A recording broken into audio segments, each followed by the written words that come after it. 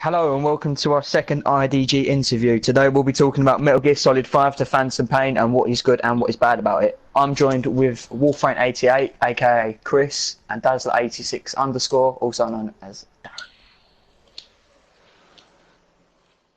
So firstly, how does this installment of the Metal Gear Solid franchise compare to previous titles? Is it better? Is it worse? What do you both think about it? Personally, I prefer it to the others. I've played the first Metal Gear and the Guns of the Patriots, and this is my third one I've played. Takes on more of a sandbox feel, open world gameplay, not so linear. Definitely my preferred one.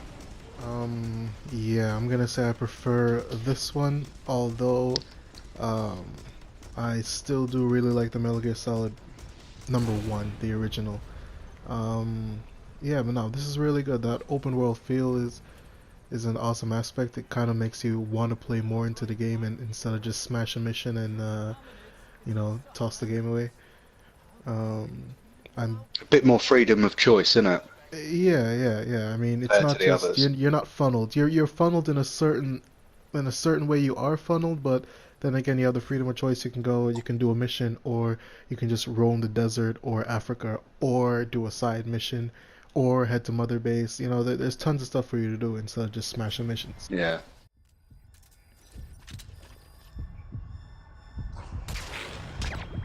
Oh, beautiful! I'm saving that view. That was well out of range. So developers always gone on about how they add new features to every game to make more people buy it. What new features have they added exactly to Metal Gear Solid 5? Well, firstly, you've got the sandbox aspect to it, the free roam. You've also got something called the Fultron device, which is basically a balloon that you can extract materials, weapons, soldiers. They all go back to the mother base, which is another new feature. That's like your central command. You can send your soldiers out on missions from there. Research new weapons and gadgets, clothes. Gear. So yeah, gear. They're all new sort of aspects to the game that I don't think has been in any previous Metal Gear Solid that I know of. No, definitely not. I haven't played all the Metal Gear Solid titles, but the ones that I have played have been nowhere close to this. I think Guns of the Patriots had that whole Metal Gear Online thing where then you can customize the character and all this other stuff, but it's never yet been done where you play in a story mode and you can pretty much customize every aspect of your gameplay. You customize your weapons, you choose what kind of weapons you want to use. You don't just have to use a pistol. If you're more into rockets and rocket launchers, you build that. If you don't like using weapons, you just want to do CQC, you do whatever you want, and that's an awesome aspect. And it's not just that, is it? It's if you go into a mission and you fucked up on the loadout, you can call in an airdrop and get another weapon out of the box. So there's so much variation to it that you can't go wrong. You can't fail a mission because you've gone loud, because the game allows for that and it changes to the pace that you play at. Yeah, they also brought in the buddy system, which is it's brand new, and anybody who's played any Metal Gear title pretty much says, it sucks that you have to run through all the levels by yourself. There's no co-op. Every now and then you would need a helping hand. It would be awesome if somebody could point out enemies that you don't see, and the buddy system does just that. They give you four buddies in total, I think. Yeah, four in total. Four, I think it is. That help in all aspects. It's not just with spotting. It's about movement. It's about help in general, and it really does make the game a lot more fun to play. Even though every now and then you kind of get too reliant on your buddy, and that causes you to up.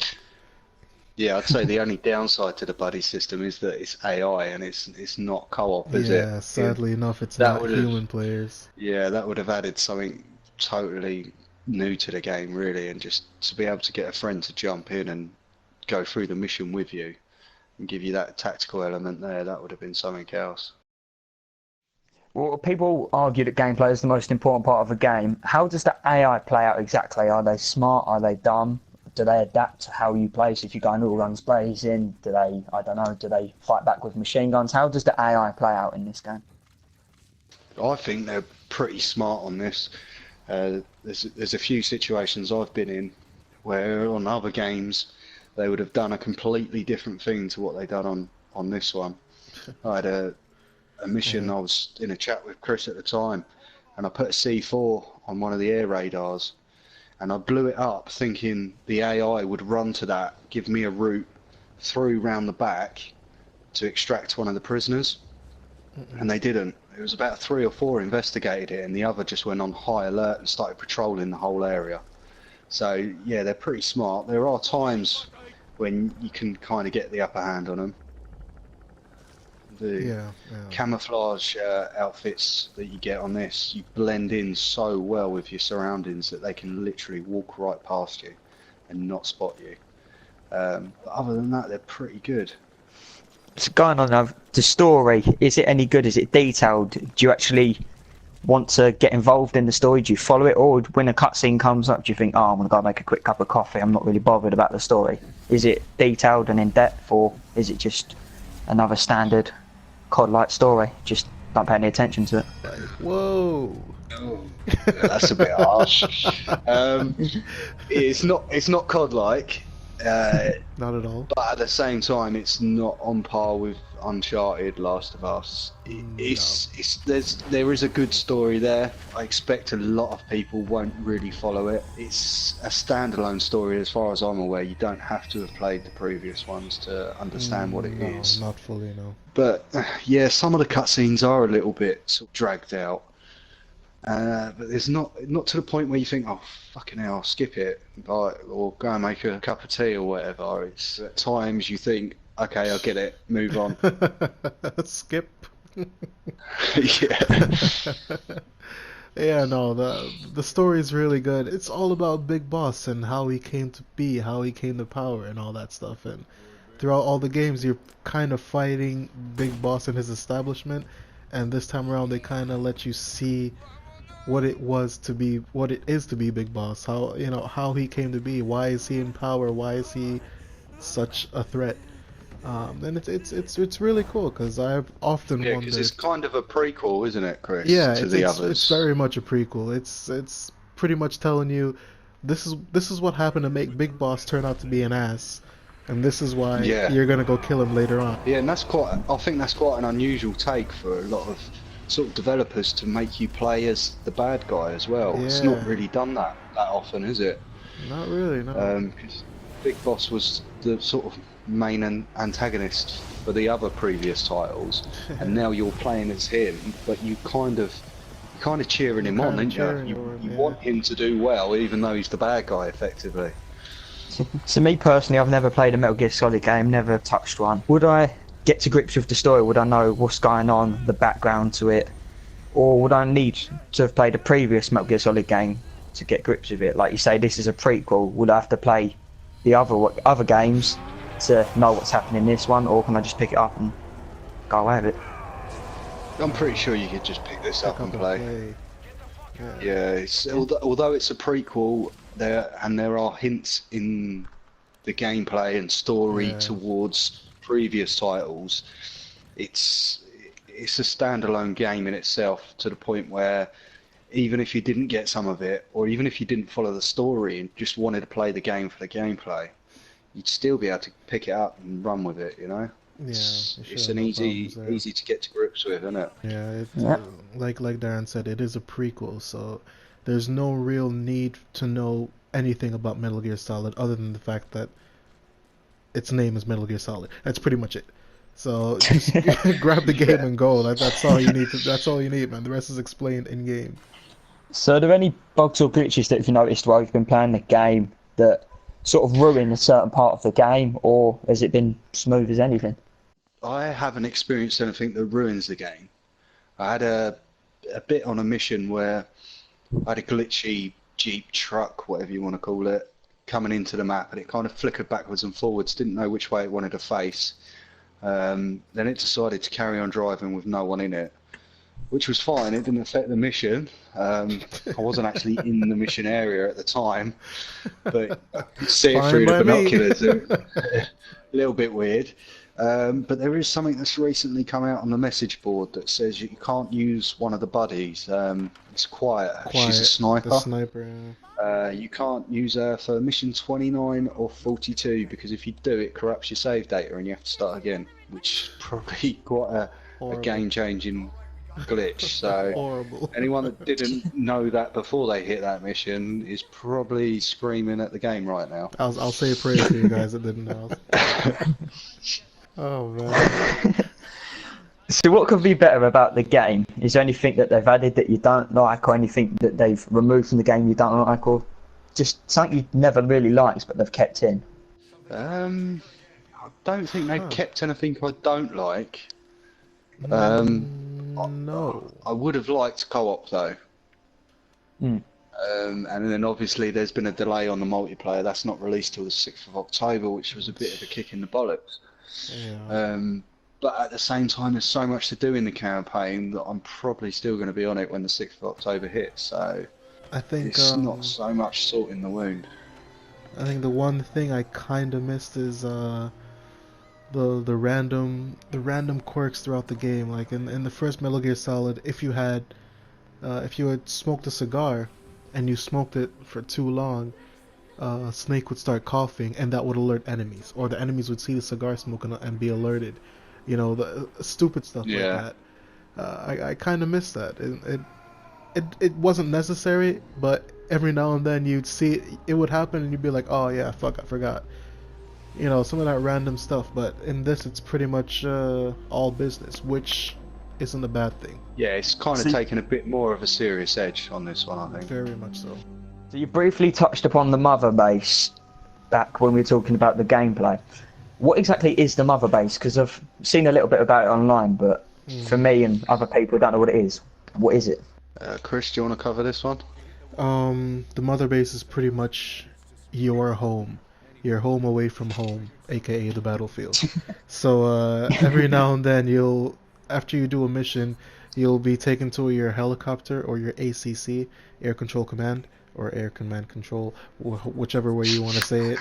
And you'll be given the choice to conduct another mission or go back to Mother Base. Now, Mother Base is pretty much where everything that you've extracted from throughout the story, throughout the levels, anything that you've extracted, whether animals, shipping crates, people, they all get sent back to Mother Base, and there's respective locations for each and everything that you pick up. Like you pick up a sheep or a goat or a bear, and it gets sent to the animal sanctuary. You pick up crates that get sent to the proper places where they can be extracted, where the materials out of the crates can be extracted. You pick up soldiers and you set them to R&D, for example, or you send them into your combat unit or anything like that, just to improve your base, make your base stronger, make the game more everything enjoyable. you extract has a value, doesn't it? When Yeah. you extract something and it's for a purpose. It's not just, oh look, I've sent something up into the sky with a balloon. It does something to your mother base for the better. Well, not always for the better, as we've seen with that virus. Oh. Oh. Oh. Oh. So I've also read about.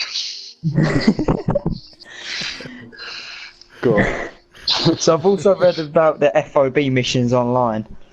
What exactly are they? And if you've actually played them, are they any good? They are fucking hard.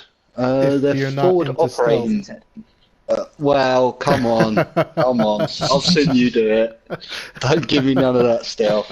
Yeah, they're forward operating base missions, and what they are, you got your mother base with your research and development, your combat units, your medical centre, all of that stuff, and then you build a forward operating base away from your mother base, and it's basically replicating then what you've got already in your mother base. From that forward operating base, you can go and attack someone else's forward operating base, but you can also be attacked yourself.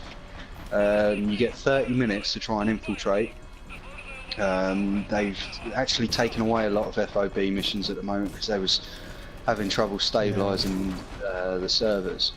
But for the one that I've done, you go onto the base, you get 30 minutes to get to a target location, basically. The center. Yeah, and you can extract things along the way. You can nick their soldiers, you can nick their artillery, their supplies, and if you get to this center location, then you get to keep everything. But within them 30 minutes, if they notice you're attacking, they can go and defend. And that's when it gets hard, because 9 times out of 10 they come back with a rocket launcher or a grenade launcher or something like that, and they just blow the shit out of you within 30 seconds and it's game over. If you're spotted or you lose, then it opens up a wormhole for them to directly retaliate, basically, and nick all their stuff back. Alright.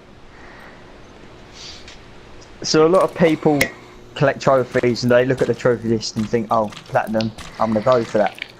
Looking at the trophy list now, do you think the trophies are easy to get, or some of them are grind? And personally, are you going to go for the platinum yourself? Okay, right. Trophies on this, they're not easy, but they are definitely achievable for most gamers. The thing that you've got to think about if you want to go for the plat on this, which I've decided not to, is that you're probably going to have to do a lot of the missions, well, at least twice. Some of them, like the more frustrating ones, I'd say would probably take me about 15 attempts. Extraction Because you've got to get them on an S rank, which is basically a perfect run, a perfect playthrough. Quick time, no lethal takedowns, No damage. no reflex mode activated, no damage taken, just in, out, extract your target, whatever you need to do, fastest time possible without being seen. And it's a lot harder than it first looks. So The first couple yeah, of missions you could do it, and it's like, oh, okay, I got an S rank. No, that's not too bad. Then you get to like mission 26, 27, 29, 31. And it's like, oh my god. yeah, I mean, I'm not the best gamer in the world, and I've smashed a lot of the missions just as fast as I could, just to try and get a feel for the game. But a lot of them I really tried my best, and I got an A rank, and I didn't get my first S rank until mission 29 the other day. So yeah, that kind of gives you some sort of sense of how difficult it's going to be. Yeah. For me to only have 1 out of 29 on S rank on the first playthrough. So, Chris, you said to me a couple of weeks ago that Hideo Kojima is Metal Gear Solid. You know, the franchise wouldn't be where it is without him. Yes, sir. Now that he's had a fallout with the studio, Konami, what do you expect for him to do, and what do you expect for Konami to do? Do you expect Konami to make another Metal Gear Solid without him, or do you think that's it? And Hideo Kojima, do you think he's going to work on another IP, or do you think that's it? They're both done. What do you expect from both parties? I'm gonna say first, Konami doesn't have the capability to make another Metal Gear Solid without Hideo Kojima. I mean, he is the game, he is the franchise, he's the develop. He creates the ideas about the game that nobody else thinks about. Konami's dead. Well, you know, as far as Metal Gear Solid's concerned, without Kojima. As far as any game's concerned, I think. Yeah, I think they don't have a Hideo lot. Kojima was the only one keeping Konami alive at the moment. Got Pez. They don't have yeah, a lot you got going Pez. for 'em. Yeah, Pez. There's always that. Yeah, the life-saving Pez. Yes, yes, I'm so glad. Yeah, no, but I'm hoping Hideo Kojima will turn his eyes on, you know, into another line of games similar to Metal Gear Solid. Cause, Yeah, as I said, I'd you know, hope he he's the stays shit. with that sort of tactical espionage type gameplay. Yes, please. I'd like Because more he of does these it games. really well. He does it really well. I'm just hoping that in the future, now that Hideo Kojima's gone, that they don't attempt to make DLCs for this game, because I'm pretty sure it's gonna be shit. Yeah, I'm not too sure how the legal side of that works. I don't know who owns Metal Gear, to be fair. Can Konami make Metal Gear DLC without Hideo? No idea, but I hope they don't try. Yeah. So finally, to round it all off, what would you give the game out of 10 as your overall review? And if you could describe it in one word, what would that word be? Horrible. I'd give it a strong 8, borderline 9. More for gameplay than story, I think. Gameplay wise, for tactical espionage, it's up there and it's probably at the forefront, I think. Storyline to the campaign, slightly lacking. Slightly. Very repetitive. Yeah. You reach a certain point in the game and you're kind of going back to old bases. You're repeating certain missions. You're repeating certain criteria. It gets repetitive. Yeah, it gets to that point where, oh, I've got to extract another prisoner. And you From think, the same base. that's only the 7th one. Yeah, exactly. I mean, but that being said, I'd still give the game about, same as Darren, 8.5, 9. But I'd give it a little bit extra based on its story in general. Because I was, since the first Metal Gear Solid, I've been wanting to know who the this big boss is, and now I'm finally getting to see it. So for me, it's more interesting than, a person who's just played through the franchise, just doing the missions and all that stuff.